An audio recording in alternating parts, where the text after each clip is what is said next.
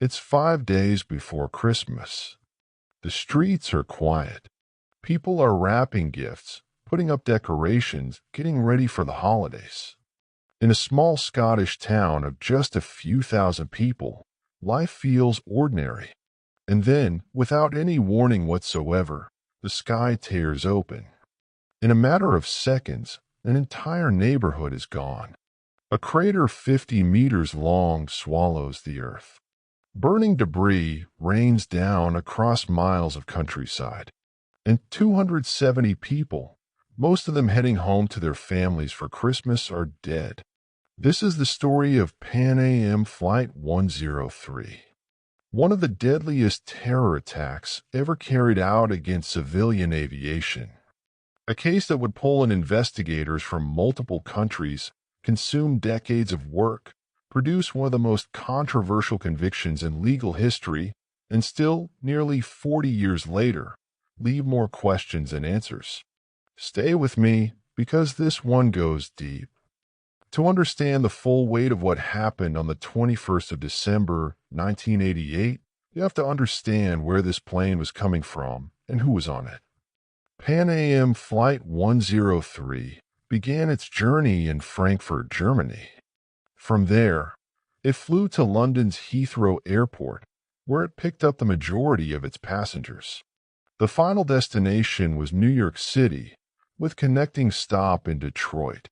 It was a transatlantic route the airline operated regularly. Nothing about the day felt unusual. By the time the plane was fully boarded at Heathrow, there were 243 passengers and 16 crew members on board. The aircraft itself was a Boeing 747, one of the most recognizable planes ever built. It had been in service for nearly 2 decades. Pan Am, the airline operating it, had once been the most glamorous international carrier in the United States. But by 1988, the company was struggling badly financially. This detail would matter later. At just past 6 in the evening, the plane lifted off from Heathrow and climbed steadily northward over England. The captain was an experienced pilot. The weather was rough, strong winds, heavy clouds, but nothing beyond what a seasoned crew couldn't manage. Passengers were settling in. Flight attendants were moving through the cabin, handing out headphones, taking drink orders. Everything felt completely normal. Then, at almost exactly 7 minutes past 7 in the evening, at an altitude of around 9,400 meters, somewhere over the Scottish border, the plane simply vanished from radar. No distress call. No warning. No final transmission from the cockpit. It was there 1 second and gone the next. What happened on the ground in the seconds that followed was catastrophic. Residents of Lockerbie, a quiet town in the Scottish lowlands, described a sound unlike anything they had ever heard. Some thought it was a train derailment. Others thought a gas main had exploded.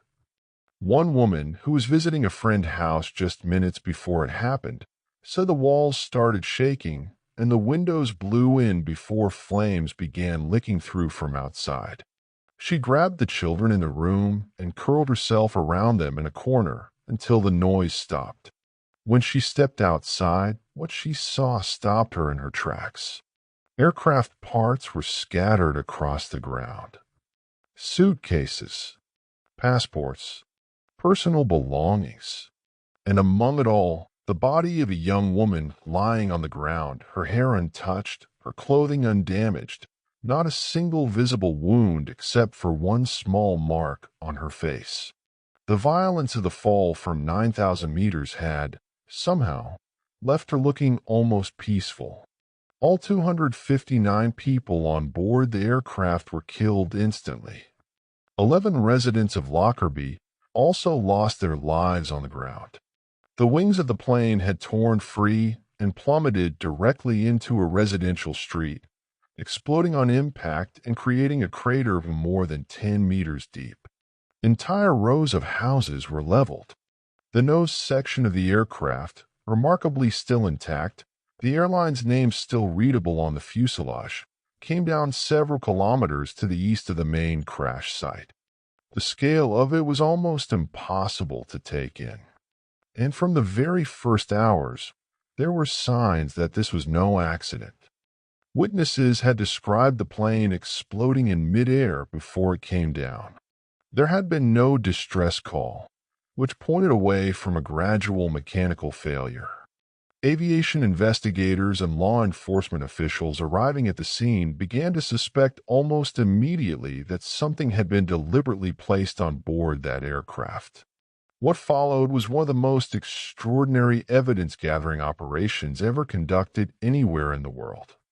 Over the course of the next several months, police officers, military personnel, forensic teams, and thousands of volunteers fanned out across more than 2,000 square kilometers of Scottish countryside.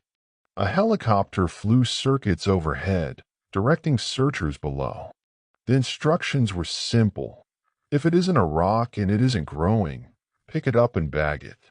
Wreckage was found as far away as the North Sea coast of England. Wind had carried lighter debris for extraordinary distances.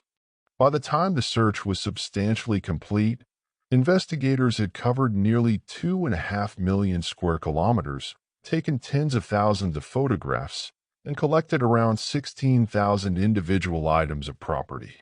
American law enforcement officials described it as the largest crime scene in history, and it's hard to argue with that. The wreckage itself told a story. It was all transported to a Royal Air Force facility roughly 30 kilometers from Lockerbie, where investigators began the painstaking process of laying it out on the floor like an enormous puzzle. Manufacturing codes and serial numbers helped them work out where each fragment belonged on the original aircraft. The reconstruction eventually became so large that the team had to use bicycles to move from one end to the other.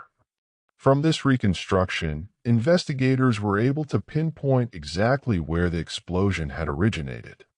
It came from one of the forward cargo containers, specifically from within the passenger luggage loaded into that container. Among the recovered debris was a fragment of brown luggage, a Samsonite suitcase, a specific model called the Silhouette 4000. The bomb, investigators concluded, had most likely been concealed inside it. But the real breakthrough came from two tiny pieces of evidence, each smaller than a fingernail. The first was a fragment of a circuit board recovered early in the search. Analysis showed it had come from a Toshiba radio. This was alarming because just 2 months before the bombing, German authorities had intercepted a bomb that had been built into a Toshiba radio belonging to a Palestinian militant organization. The connection was immediately noted. The second fragment, discovered more than a year into the investigation, blasted into the collar of a shirt that had been in the Samsonite suitcase, turned out to be part of an electronic timer. And this fragment would ultimately lead investigators to the doorstep of a specific country. Through cooperation with the CIA, Scottish investigators traced the timer to a Swiss electronics company. That company had manufactured a very specific model of timer and had sold multiple units of it to the Libyan military. At almost the same time, investigators learned that 2 Libyan nationals had been arrested years earlier in the West African nation of Senegal, carrying the exact same model of timer, along with 8 kilograms of explosives matching the type used at Lockerbie. Libya had been on the radar from the beginning. The country's government, under its leader Muammar Gaddafi, had been connected to a long string of international terror incidents throughout the 1970s and 1980s. And there was a specific, well-documented chain of events that gave investigators reason to believe Libya had both the motive and the means. In April 1986, a bomb had gone off in a West Berlin nightclub popular with American military personnel, killing 3 people and injuring over 200. The evidence pointed to Libyan involvement. The American response was swift and severe. President Ronald Reagan ordered U.S. air and naval forces to bomb targets in the Libyan cities of Tripoli and Benghazi. The strikes killed civilians as well as military personnel, and Gaddafi's own adopted daughter was among those reported dead. Then, just months before the Lockerbie bombing, a U.S. Navy warship in the Persian Gulf shot down an Iranian passenger aircraft, killing all 290 people on board. The American military said it had been mistaken for a fighter jet. Iran, understandably, was furious. And while that incident fueled theories pointing toward Iranian involvement in Lockerbie, the trail of physical evidence kept leading back to Libya. With the timer link confirmed, investigators turned their full attention to tracing who had placed that suitcase on board. And that trail led to a small island in the Mediterranean. Among the thousands of debris fragments recovered from the crash site, investigators also found scraps of clothing. One piece of fabric from a pair of trousers made by a brand called Yorkie had been in the same suitcase as the bomb. Investigators traced the brand back to a single small clothing shop on the island of Malta. When they spoke to the shop's owner, a man named Tony Gauci, what he told them was striking. He described a customer who had come in not long before the bombing and bought a strange assortment of items: trousers, a jacket, a baby's onesie, an umbrella, without any apparent concern about size or style. The man had simply purchased whatever Gauci showed him, paid, and left. Gauci was able to describe the customer in detail, and a forensic artist worked with him to create a composite image. For the next year, investigators showed Gauci photographs of known or suspected terrorists. None of them matched. Then, following the link established through the timer fragment, they obtained a photograph of a former Libyan intelligence officer. His name was Abdelbasset al-Megrahi. When Gauci was shown that photograph, he said it most closely resembled the man he had seen in his shop. Immigration records confirmed that Megrahi had been in Malta on the date of that suspicious shopping trip. Baggage records from Frankfurt Airport showed an unaccompanied piece of luggage arriving from Malta and being loaded onto Pan Am Flight 103. And investigators discovered that Megrahi's professional background gave him something crucial. As head of security for a Libyan airline, he had the kind of airport access that would have made it possible to move a bag through Malta's airport without attracting attention. A second suspect emerged alongside him. A Libyan man named Luman Khalifa Fima had worked as an airport manager in Malta and had documented connections to Libyan intelligence. He reportedly had access to official Air Malta baggage tags, which would have made it relatively straightforward to attach the right documentation to a bag and get it onto a connecting flight to Frankfurt without it raising flags. A witness also came forward to say he had seen both men together on the day before the bombing, carrying a large brown suitcase. On the 14th of November, 1991, almost 3 years after the bombing, formal charges were announced. 2 Libyan intelligence operatives, Megrahi and Fima, were accused of planting and detonating the bomb that destroyed Pan Am Flight 103. American and British prosecutors were also convinced that the operation had been sanctioned at the highest levels of the Libyan government, pointing directly at Gaddafi himself. The problem was that Libya had no intention of handing anyone over. Gaddafi denied any responsibility. He offered to try the suspects inside Libya, an offer neither the Americans nor the British were willing to accept. Years of diplomatic pressure followed. International sanctions were imposed. Negotiations stalled repeatedly. A full decade passed before a compromise was finally reached. In 1999, Gaddafi agreed that both suspects would stand trial on neutral ground in the Netherlands, but under Scottish law. A former American military base near the city of Utrecht was temporarily designated as Scottish territory for the purposes of the proceedings. It was an arrangement with no real precedent in legal history, a reflection of just how unusual and politically sensitive this case had become. The trial lasted months. More than 200 witnesses gave evidence. Families of the victims traveled from the United States, the United Kingdom, and beyond to sit in the courtroom and face the men accused of killing their loved ones. On the 31st of January 2001, the judges, there was no jury, delivered their verdicts. Fima, not guilty. Megrahi, guilty. You might expect that a guilty verdict, reached after one of the longest and most expensive criminal investigations in history, would bring some sense of resolution. It didn't. If anything, it deepened the controversy. The logic of the verdict confused legal observers almost immediately.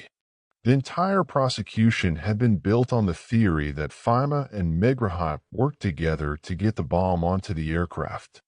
They had been charged jointly, their alleged roles were intertwined, and the evidence against them had been presented as two parts of the same picture. So how could one man be guilty beyond reasonable doubt while the other was acquitted on the very same set of facts? A UN-appointed observer who attended the trial said openly that the case had not made sense to him. A respected Scottish law professor described the outcome as an acceptable process that had produced a flawed result. And a British physician named Dr. Jim Swire, whose daughter had been killed in the bombing, became one of the most prominent public voices questioning whether Megrahi was actually guilty. Swire and others raised serious concerns about two of the prosecution's central pillars. The first was Tony Gaussi's identification of Megrahi as the man who had bought the clothing in Malta. It emerged after the trial that Gaussi had been considerably less certain in his identification than the court had been led to believe. There were also reports that a financial reward had been offered to him in exchange for his cooperation, a detail that, had it been properly disclosed during proceedings, might have affected how judges assess his credibility. The second pillar was the timer fragment. One of the Swiss company's owners, who had told investigators he recognized Megrahi from their business dealings together, and had helped confirm the timer's origin, later retracted his statements. He claimed that the circuit board fragment found at Lockerbie had not come from a timer his company had sold to Libya after all. These were not minor quibbles. They went to the heart of the case. Megrahi was sentenced to life in prison, with a minimum term of 20 years. An appeals court upheld the conviction in 2002. But the doubts never went away. In 2003, Libya formally accepted state responsibility for the bombing and agreed to pay around $2.7 billion in compensation to the victims' families. Gaddafi's son later stated publicly that this had been done purely to get international sanctions lifted, not as a genuine admission of guilt. Whether that claim is itself honest or self-serving is another question entirely. While Megrahi's case was under review by Scottish courts, he was diagnosed with terminal prostate cancer. In 2009, he was released from prison on compassionate grounds and allowed to return to Libya. He was greeted there as a hero, with crowds celebrating his return. For many of the victims' families, watching those images was almost unbearable. Megrahi died in 2012, still maintaining his innocence. His family continued to pursue a posthumous appeal. In 2021, a Scottish court rejected that appeal and upheld the original conviction, though the controversy shows no sign of fading. The story doesn't end with Megrahi's death or even with the rejection of his family's appeal. In 2020, American authorities announced charges against a third Libyan man, Abu Aguila Mohammed Massoud, who was accused of actually building the bomb, setting the timer, and arranging for the suitcase to be placed on its path toward Pan Am Flight 103. The U.S. Department of Justice said Massoud had confessed to his role when he was questioned at a Libyan detention facility in 2012. In early 2026, Massoud appeared before a U.S. court. He denied everything. He claimed the confession had been obtained under duress, that three masked men had threatened him, and his family to force him to say what they wanted. Adding further complication, the Libyan official who had supposedly recorded that confession back in 2012 said the recording no longer existed. It had been lost. So here we are, almost 40 years after 270 people lost their lives on a winter evening over Scotland. The full truth of what happened remains genuinely contested. One man was convicted and is now dead. One man was acquitted. A third man has been charged but denies everything. The country whose government was formally held responsible has itself undergone revolution. Gaddafi was overthrown and killed in 2011. Key evidence has been challenged. Key witnesses have changed their stories. And the families of the victims are still divided. Some convinced the truth has largely been established. Others equally convinced that the real picture has never fully come to light. New documents surfaced in early 2025, once again pointing toward the involvement of the former Libyan regime. Investigations at various levels continue, and the debate over what really happened on Pan Am Flight 103, who truly ordered it, who carried it out, and whether justice was ever genuinely served, continues to run. What this case ultimately shows us is that the pursuit of justice after an act of mass violence is almost never straightforward. Even with one of the largest and most resourceful investigations in history, even with international cooperation across multiple governments and intelligence agencies, even with a trial conducted under extraordinary circumstances, the truth remains elusive, or at least deeply disputed. 270 people died that evening in December 1988. 11 of them were simply living their lives in a small town that most of the world had never heard of. The rest were heading home, to their families, to their Christmas plans, to the ordinary futures they had every reason to expect.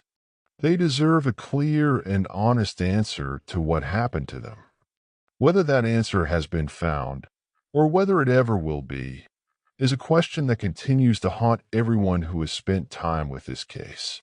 If you found this video worthwhile, please consider hitting the like button. It genuinely helps this kind of content reach more people.